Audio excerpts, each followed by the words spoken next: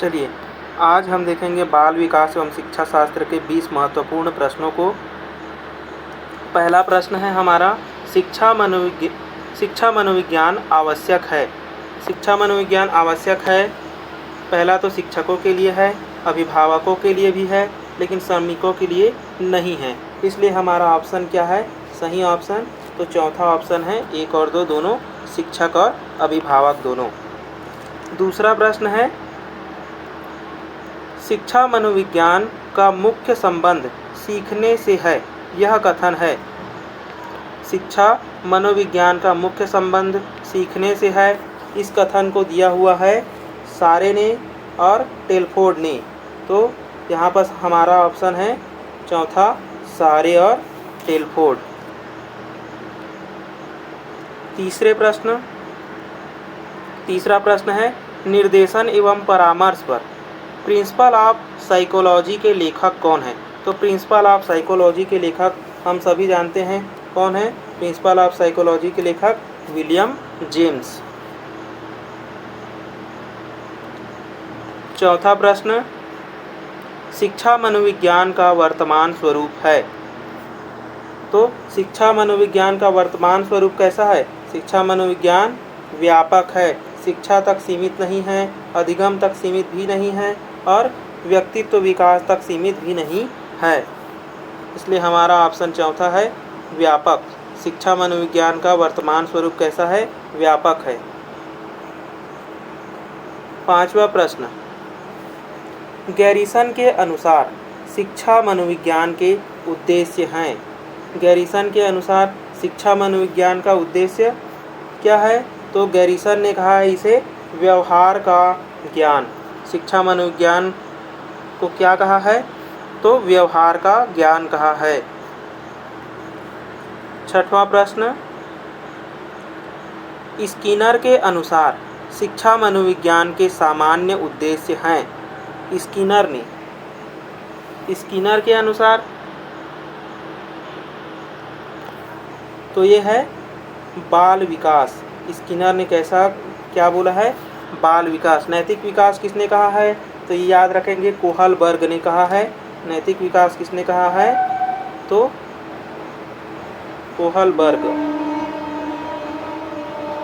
ये याद रखेंगे, कोहलबर्ग।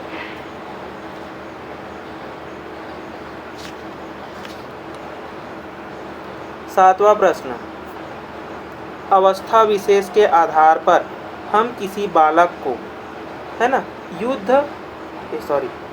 हम किसी बालक को युवा या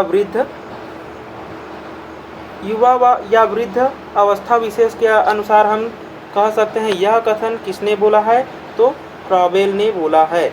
अवस्था विशेष के आधार पर किसी भी बालक को हम वृद्ध और युवा कह सकते हैं, यह कथन है फ्रॉबेल का। आठवां प्रश्न, हर्बर्ट के अनुसार शिक्षा सिद्धांतों का आधार होना चाहिए। हर्बर्ट के अनुसार शिक्षा का सिद्धांत कैसा होना चाहिए, तो वो है मनोवैज्ञानिक। कैसा होना चाहिए, मनोवैज्ञानिक।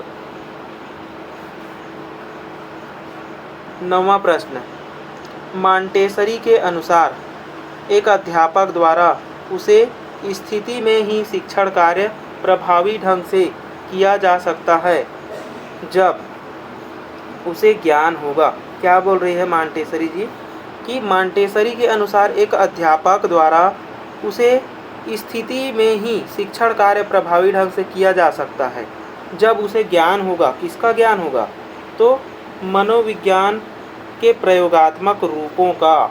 किसका होगा, मनोविज्ञान के प्रयोगात्मक रूपों का। दसवां प्रश्न है, वर्तमान समय में शिक्षा मनोविज्ञान की आवश्यकता है। वर्तमान समय में शिक्षा मनोविज्ञान को कैसा होना चाहिए, तो होना चाहिए बाल केंद्रित शिक्षा होना चाहिए। 11वां प्रश्न, वर्तमान समय में शिक्षा मनोविज्ञान की आवश्यकता समझी जाती है। वर्तमान समय में शिक्षा मनोविज्ञान की आवश्यकता समझी जाती है। तो वर्तमान समय में शिक्षा मनोविज्ञान कैसा होना चाहिए, तो बालक का सर्वांगीण विकास होना चाहिए। बालक का विकास कैसा होना चाहिए, सर्वांगीण विकास। 12वां प्रश्न, निर्देशन एवं परामर्श में किस विषय का अधिक उपयोग किया जाता है? निर्देशन एवं परामर्श में किस विषय का अधिक उपयोग किया जाता है? तो वो है निर्देशन और परामर्श किस विषय में मिलते हैं? तो शिक्षा मनोविज्ञान में। शिक्षा मनोविज्ञान में निर्देशन एवं परामर्श सबसे अधिक मिलता है।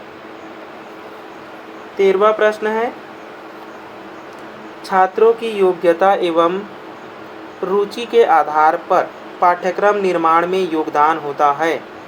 छात्रों की योग्यता एवं रुचि के आधार पर पाठ्यक्रम का निर्माण में कौन योगदान होता है?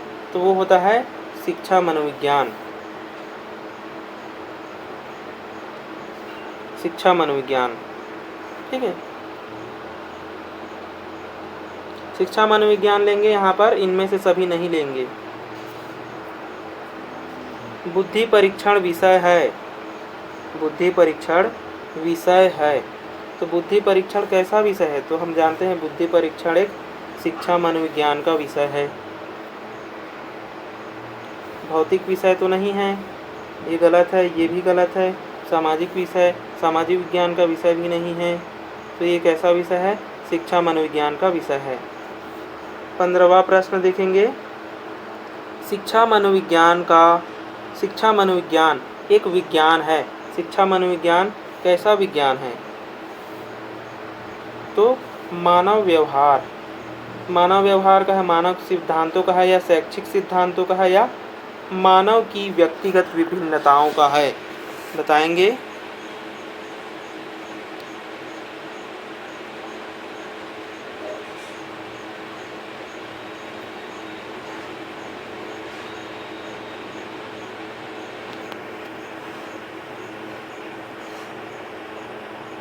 शिक्षा मनोविज्ञान एक विषय है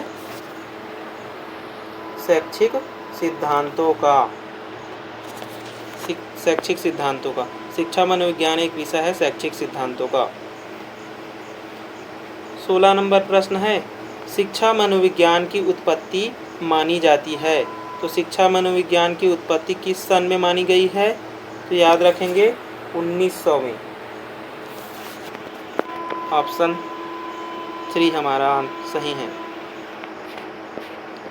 17 नंबर प्रश्न, मनोविज्ञान शब्द है के समांतर अंग्रेजी भाषा के शब्द साइकोलॉजी की व्युत्पत्ति किस भाषा से हुई है? जो साइकोलॉजी है उसे किस भाषा से लिया गया है? तो वो है लैटिन भाषा से। किस भाषा से? लैटिन भाषा से।